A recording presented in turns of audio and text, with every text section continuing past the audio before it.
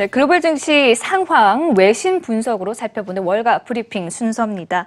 자, 2분기 어닝 시즌이 한창입니다. 이러면서 현재 월가에서도 어떤 주식들에 좀 눈을 돌려봐야 하는가 이에 대해서 상당히 분주한 모습인데요. 마켓워치에 나온 기사가 상당히 흥미로워서 한번 좀 가져와 봤습니다. 골드만삭스에서는 이런 8가지 주식들을 좀 눈여겨봐라라고 내용이 되어 있는데요.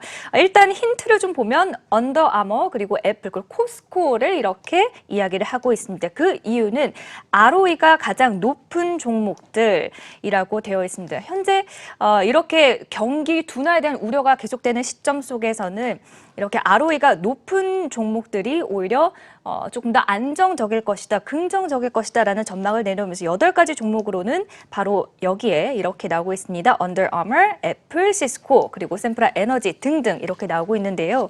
현재 이런 흐름 가운데 우리나라도 기준금리 인하를 단행을 했고요. 그리고 22 통화정책회의를 이번 주 앞두고 있죠. 그리고 이번 달 말에는 FOMC 회의까지 앞두면서 이런 금리 인하 기조 속에서 어떤 종목들을 또 눈여겨봐야 하는지 월가에서도 상당히 많은 보도들을 내놓고 있다고 합니다. 어떤 내용들 나오고 있습니까? 네, 이 시장이 연준 금리 인하에 대한 기대감을 상당히 갖고 있는 상황인데요. 네. 어떤 종목이 수혜를 입을지 참 궁금하실 것 같아서 준비해봤습니다. 관련 사항에 대해서 함께 살펴보도록 하시죠. 네, 오늘 뉴욕 증시는 실적 발표와 다가오는 연준의 FOMC 회의에 주목했습니다. S&P는 기술주가 선전했고요. 나스닥과 다우도 소폭 올랐습니다. 이번 주 S&P 상장 기업 중 25%가 실적을 발표할 예정인데요. 페이스북, 구글 모기업이죠. 알파벳과 아마존, 그리고 맥도날드와 보잉 등 주요 기업이 대거 포함됐습니다. 이 라이언 나우만 인포멀 파이낸셜 인텔리전스의 전략가는 시장의 예상과 달리 실적이 상당히 좋게 나오고 있다. 그러나 기업들의 성장 속도는 별다른 변화가 없거나 네거티브한 상태다라고 밝혔습니다.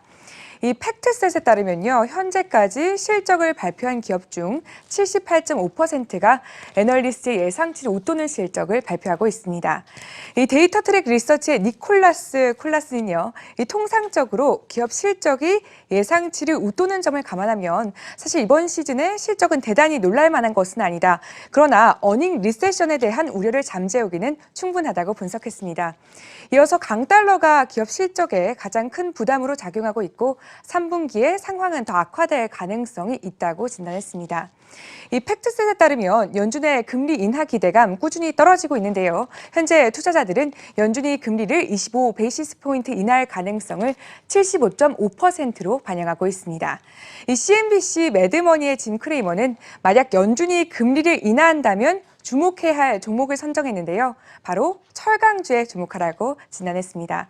이 짐 크레이머는요, 미국의 최대 철강사 누코어 같은 기업들이 최대 수혜를 입을 것으로 예상된다며 경제 성장 속도가 둔화되고 중국이 값싼 철강을 들여오기 시작하면서 이 철강 기업들이 위기를 겪었지만 연준의 경기 부양책으로 철강에 대한 수요가 증가할 것으로 예상된다고 진단했습니다. 이에 따라 큰 폭의 성장세가 예상된다는 진단입니다. 네, 연준이 금리를 인하할 시 철강주에 주목을 해봐야 한다라는 기사 내용까지 함께 살펴봤고요. 이번에는 한일 이슈로 좀 넘어가 보겠습니다. 일본의 경제 보복 조치가 계속되면서 대일본 수출 그리고 수입 역시나 좀 급감하는 흐름이 계속해서 나오고 있는데 이와 관련해서 외신들은 또 어떤 내용들을 간밤에 내놓았습니까? 네, 경제 피해가 가시화되기 시작하면서 상당히 우려가 되고 있습니다. 그런데 미국 쪽에서는 여전히 조심스러운 입장을 취하고 있는데요. 이번 사항에 대해서 단순히 무역 이슈가 아니라 오래된 민족주의를 기반으로 한 뿌리 깊은 갈등이기 때문에 한 발자국 떨어져야 한다는 따끈따끈한 기사가 있었는데 함께 살펴보도록 하시죠. 네, 일본의 반도체 부품 소재 수출 규제가 본격화되면서 이달 들어 대일본 수입과 수출이 모두 급감한 것으로 집계됐습니다. 이 반도체 수출 부진 속에 전체 수출도 8개월 연속 마이너스 성장이 지금 가시화되고 있는 상황입니다. 이 관세청의 7월 1일에서 20일 수출 현황에 따르면 최근 일본의 무역 보복 영향을 반영하듯 대일 수출, 수입이 모두 감소했는데요. 이달 20일까지 일본으로의 수출 작년 같은 기간 대비 6.6% 줄었습니다. 이 대부분 플러스였던 일본으로부터의 수입도 무려 14.5% 떨어졌고요. 일본에서 수입된 물품 중 기계류는 25.3% 줄었습니다. 반도체도 4.0% 감소한 것으로 집계됐습니다. 이달 20일까지 우리나라 전체 수출 283억 달러로 전년 동기 대비 13.6% 줄었습니다. 작년 10월부터 전년 대비 감소세를 보여온 수출, 이달까지 8개월 연속 다시 한번 강조하는데요. 감소세가 이어질 가능성이 상당히 큽니다. 이달 들어서도 반도체 수출이 30.2% 떨어졌고요. 석유 제품과 선박 등 수출이 큰 폭으로 줄었습니다. 같은 기간 수입도 1년 전보다 10.3% 줄어드는 흐름을 보였습니다.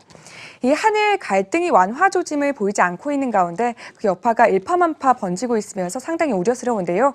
미국의 개입이 시급하다는 진단이 곳곳에서 나왔었죠. 이 현지 반응은 어떨까요? 이 디플로마스는 이 2시간 전에 올라온 이 따끈따끈한 기사인데요. 이 한일 무역 전쟁에 미국이 개입돼도 갈등이 완화되긴 어려울 것으로 보인다고 여전히 보도하고 있습니다.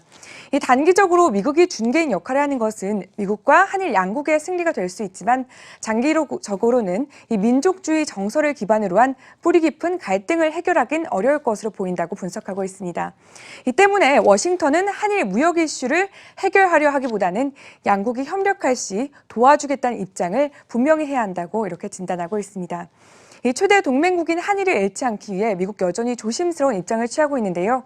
단순히 무역 이슈가 아닌 양국의 뿌리 깊은 갈등이 이번 사태의 원인으로 파악하고 있기 때문에 한 발자국 떨어져야 한다는 입장을 여전히 고수하고 있습니다.